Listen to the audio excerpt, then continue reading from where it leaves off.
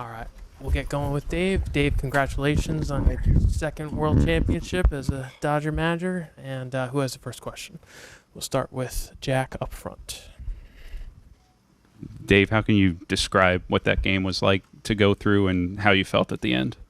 I definitely didn't plan it out this way. Certainly a lot of emotions from the way it started to certainly the way it finished. And I'm just so grateful to be in this chair and you know, what our guys did, the resilience, the fight that they had. Certainly all the momentum was on the side of the Yankees, and Garrett was throwing the heck out of the baseball, and for us to, you know, just keep scratching and clawing. And, you know, we were just kind of to the last guy available. And so to see what Walker did, what Blake did, all those guys, and then the big at-bats to get us back in the game was just huge. But what was that fifth inning like to go through when they start making mistakes? Like, could your guys kind of just sense like that was the opportunity to make something happen? Yeah, we did, you know, and obviously, you know, the inning before, Aaron makes a great play off of Freddie's bat, and just didn't make a play right there, and we just got a break on the covering first base, and so we got a couple extra outs, and, you know, it was just good, you know, when you give a good team extra outs, and it was just great for us to take advantage of it. The last row on your left, Chelsea.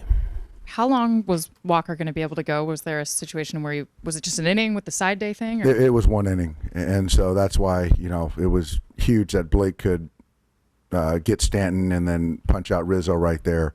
You know, so that was just our last bullet in the sense of with the lead. Up front on your right, AJ. When you were game planning, did Walker come up at any point, or did that happen within the game? That happened within the game. Seventh inning, he just said that he's going to be available, and you know, I didn't see that even coming into play, but obviously as the game sort of went out, had it played on, we had to keep the game close, and our guys were fighting, and so I just felt that, you know, at that point in time, I was going to be all in. Seems somewhat self-explanatory, but what about him makes you confident in handing him the ball in a spot like that when he's out? I just think that the experience, the pedigree, we were all in at that point in time, and he wanted the baseball. And I just felt that he wasn't going to run from the moment, and I just felt he was the best option. Third row on your left, Dave. So, pitching-wise, what was your plan if the game had gone to extra innings? I would have probably had Hudson pitch the 10th, and then Kasperius, who threw 2 innings, 50-something pitches, throw the 11th, yeah. Got Clinton right in front of you. Hey, Doc, Mookie had such a workman-like day-to-day in terms of beating the ball out to first base, getting the go-ahead run on the sac fly. Can you tell me a little bit about his playoff performance, not just tonight, but in general, as he's, you know, done everything he's done? No, it's great. I'm, you know, he's one of the guys I'm really excited for because, you know, going into the postseason, that's all people are talking about is how he didn't perform, and, you know, to be able to kind of block out all that noise and still focus on helping us win baseball games. There's not a guy that cares more. And he's a very talented player, and hopefully we can keep this narrative quiet for a little bit because he did everything and played both sides of the baseball. You know, he made some big plays defensively and offensively. He came up big. We'll stay there with Russ. Dave, this season started off what you'd call rocky with your situation in Korea, Mookie break his hand, the starting pitching, Freddie's ankle. Is there a point throughout the year where you wonder if it's all too much and you guys can get through it? And what point did you realize that this group could get to this point? Well, you know what? We did go through a lot, Russ, but I'll still say that we still had the best record in all of baseball this year. And so it wasn't easy, but our guys fought and played every day the right way, played to win. There was a lot of, you know, backfilling on talent because of, you know, injury. A lot of young players cut their teeth, which is good. But, you know, one thing is that we just kept going. And so even in the postseason, you know, I don't think anyone had us picked. You know, I don't think they had us picked to get out of the first series. So, you know, for us to go out there and fight and scratch and claw and win 11 games in October, that's a credit to our guys. Fifth row on your right, Jay.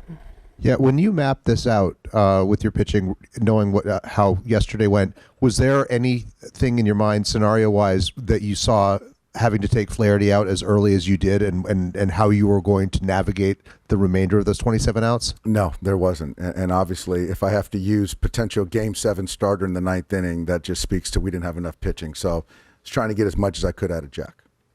We'll go to Daniel, Dylan, then Daniel. Dylan is further back. Dave, you mentioned Mookie in the last couple of years. How much do you think those experiences, those failures, kind of contributed to him performing the way he did this October? I think it has something to do with it. I think it was certainly, it's been on his mind, all year as far as once we get to the postseason, it doesn't matter until I perform in the postseason, all that stuff that he was saying. So I just felt that he was in a good spot mechanically, but I liked the fight. There was just a lot of fight. He was willing himself to having good at bats and productive at bats, and so he threw out some hits and scored some runs and did a lot of good things. But that probably had something to do with it. And just kind of simply, how happy are you for Ohtani? I'm thrilled. There's 6 years in the States, arguably the best player in the big leagues, and so he committed to us and he wanted to play for a championship, and so for it to kind of come to fruition in his first year is pretty remarkable. And what Shohei's done to our ball club, the Dodger fan base, domestically, globally, I just don't think you can quantify. And he's just such a good guy. He was playing with one arm in the postseason, and so most guys would probably tap out, but he was going to be not denied at playing and posting and being in the lineup. And so for him to hoist that World Series trophy, that's something he dreamed of, I'm sure, for quite some time. Daniel in the right corner. Dave, on this Friday is going to be the parade in LA. Also this Friday is Fernando Valenzuela's number 64 birthday. So how special would it be celebrating the championship, but also remembering Fernando? It's going to be emotional. Fernando was a friend of mine. I know he's smiling right now and very proud of this organization. And so he's going to be missed. I'm sure it's something that he would want to have been a part of, but it's going to be emotional for all of us. In the left corner, Bradford. Dave, for you personally, the list of managers in the long history of baseball that have won more than one World Series isn't that long, and it's all Hall of Famers or future Hall of Famers, including 2 Dodgers and Walter Austin and Tommy Lasorda. What does it mean to you to join that club? Humbling. Never thought I would be in that same conversation. I'm a part of a great organization, a lot of great people around me supporting me, and we've won a lot of ball games, and this is something I really wanted. I wanted this one. There were some guys that were here with me in 20, and you hear some naysayers, and so we didn't get the parade that I've been talking about the last week, and so I'm proud of a lot of guys. I mean, the list goes on for the players that put me in this position. We'll go to the second row on your right, Dave. Shohei didn't give up even though he had a shoulder issue, and he was really competitive even though he couldn't really contribute to the at-bat. But how that gutsy attitude helped the team for the fighting? It helped us because if Shohei is in the lineup, it still is a presence. And I think that with what Freddie was going through, certainly helped Shohei and convinced Shohei to be in the lineup too. And I just think he earned even more respect from his teammates by being able to play, with one arm. Go far back on your right with Bill. Yeah, we have talked about this in the past, Dave, how much it irritated you to hear people say 11 straight postseason berths, only one title, only one. How do you feel about that criticism now? I'm going to take the high road. It's hard to win a championship, regardless of, what your team is like. It's hard, and there's a reason why there hasn't been a repeat champion since the Yankees did it. And so it clearly speaks to the playoff format, all that stuff. And so I'm going to be in the moment, and I'm going to enjoy the heck out of this one. And I'm sure there's no asterisks on this one. And Andrew said Shohei told him in the clubhouse, let's do this 9 more times. Do you feel the pressure of 9 more times? I don't want to get to pressure yet. I've dealt with pressure quite a bit. I'm going to enjoy this one, but once we get to spring training, that's certainly going to be the goal. Yes. The 2 last ones, Jack, on your left. To kind of piggyback off that, like Andrew's talked about wanting this to be a golden era of Dodger baseball. Like, does a second title and kind of the way you guys did it this year feel like it cements that a little bit?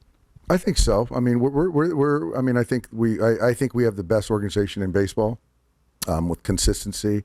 But you still got to go out there and play the schedule, and we have great ownership, great front office, and we got great coaches and great players, and but we still got to perform. But I think that we're on our way. I'll finish in the third row on your far right. Hi, Dave. Hi, Jay. Congratulations. I saw Aaron Boone waiting outside of your clubhouse. And did you meet him after the game? And how special it was compete against each other? I did. Aaron is an absolute professional. He sought me out, wanted to congratulate me personally. And so we have a long history of competing against one another, a mutual respect.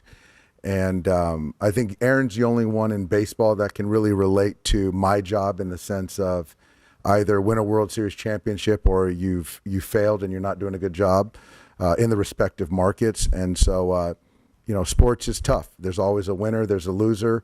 But I love competing against Aaron, and I think he's done a fantastic job with his ball club.